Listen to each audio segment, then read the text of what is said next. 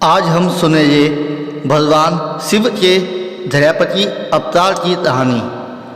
क्यों लिया शिवजी ने धैर्यपति अवतार? कहानी शुरू करने से पहले जोर से बोले हर हर महादेव। आइए शुरू करते हैं धैर्यपति अवतार की कहानी। महापुराणों में भगवान शिव के अनेक अवतारों का जिक्र है। उनमें से एक अवतार है धैर्यपति अवतार। भगवान शिव का यह अवतार इसलिए भी प्रमुख है क्योंकि यह भक्त और भगवान के बीच के संबंधों को दर्शाता है।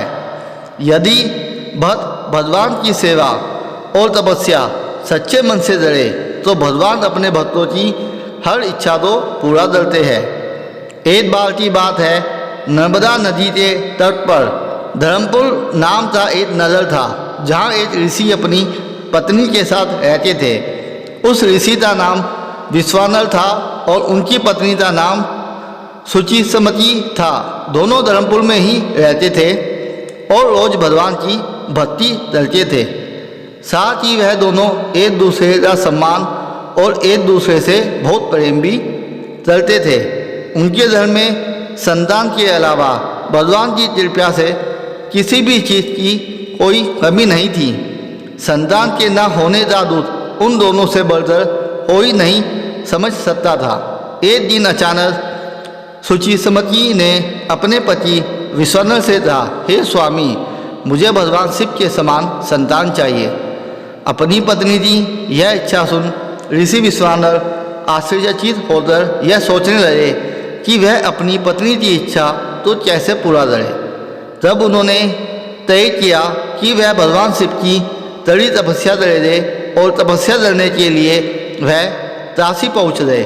काशी के मणिकर्णिका घाट पहुँचते ही ऋषि मुनि ने भगवान शिव की घोर तपस्या की।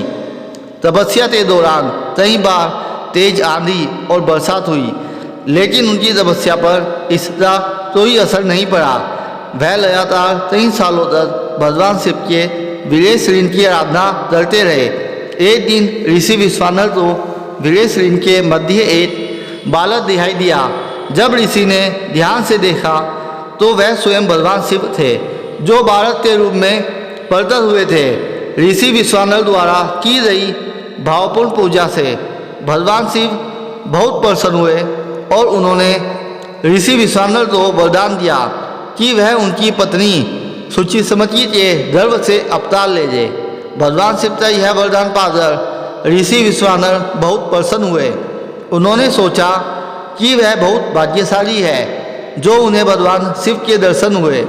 ऋषि विश्वानर भगवान शिव का यह वरदान पाकर काशी से घर की ओर लौटे और उन्होंने अपनी पत्नी को पूरी बात बताई। कुछ समय बाद भगवान शिव ने सुचिसमति के गर्भ से पुत्र के रूप में जन्म लिया और ब्रह्मा जी ने उस बालक का नाम धैर्यपति रखा। धीरे धीरे जब धैर्यपति 9 वर्ष के हुए तो नारद जी उनके दर्शन करने पहुँचे। उन्होंने धैर्यपति को देखा और ऋषि विश्वानर से कहा कि मुनिवर, यह बालक सर्वगुण संपन्न है। यह बात सुनकर ऋषि विश्वानर बहुत खुश हुए, लेकिन नारद जी ने यह कहकर उनको चिंता में डाल दिया कि 12 वर्ष की आयु में उसे बिजली अथवा अग्नि द्वारा भय उत्पन्न होगा और यही उसकी मौत का कारण भी बनेगा। नारद जी की यह बात सुनकर ऋषि विश्वानर और सुचिसमति को धैर्यपति की चिंता होने लगी। बालक धैर्यपति से जब अपने माता पिता की यह चिंता देखी नहीं गई तो उन्होंने अपने माता पिता से कहा कि आप दोनों दुखी ना हो। मैं भगवान मृत्युंजय की आराधना करते महाकाल को प्रसन्न करूँगा और वह मुझ पर कृपया करेंगे। वह मेरी रक्षा अवश्य करेंगे, इसलिए आप लोग निश्चिंत रहे। कुछ समय बाद धैर्यपति काशी गए और भगवान विश्वनाथ के दर्शन किए। उन्होंने शुभ मुहूर्त देखकर शिवलिंग की स्थापना की और भगवान शिव की आराधना करने लगे।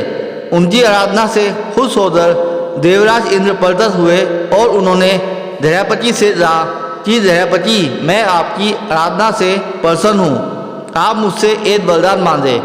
तब धैर्यपति ने देवराज इंद्र से कहा कि मैं आपसे वरदान की कामना नहीं करूँगा, क्योंकि मुझे वरदान देने वाले केवल भगवान शिव है।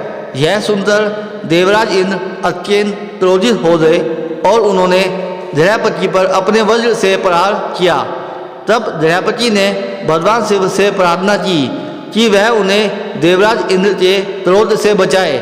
जयापति की प्रार्थना सुनकर भगवान शिव प्रकट हुए। भगवान शिव ने जयापति से कहा कि जयापति, मैं देवराज इंद्र के माध्यम से तुम्हारी परीक्षा ले रहा था। तुमने मेरी परीक्षा का पड़ाव पार कर लिया है, इसलिए अब तुम पर यमराज का भी प्रभाव नहीं पड़ेगा। तुमने जिस शिवलिंग की स्थापना की है वह अग्निश्वर नाम से प्रसिद्ध होगा। इस शिवलिंग के दर्शन करने वाला कोई भी इंसान बिजली और अग्नि से भयभीत और पीड़ित नहीं होगा। जयापति की इस हानि से हमें यह सीख मिलती है कि भगवान पर श्रद्धा और विश्वास रखने से कुछ भी हासिल किया जा सकता है। साथ ही भगवान आपके हर एक कदम पर नज़र रखते हैं। यदि आप किसी को चोट पहुँचाएंगे तो भगवान आपसे कभी खुश नहीं होंगे। भगवान को खुश करने का एकमात्र रास्ता सच्चाई के मार्ग पर चलना है। आपको शिवजी के जयापति अवतार की कहानी कैसी लगी कमेंट करके ज़रूर बताएं और शिवजी के और भी अवतार की कहानी सुनने के लिए मन की भक्ति चैनल को सब्सक्राइब करें, वीडियो को लाइक व शेयर ज़रूर करें। धन्यवाद।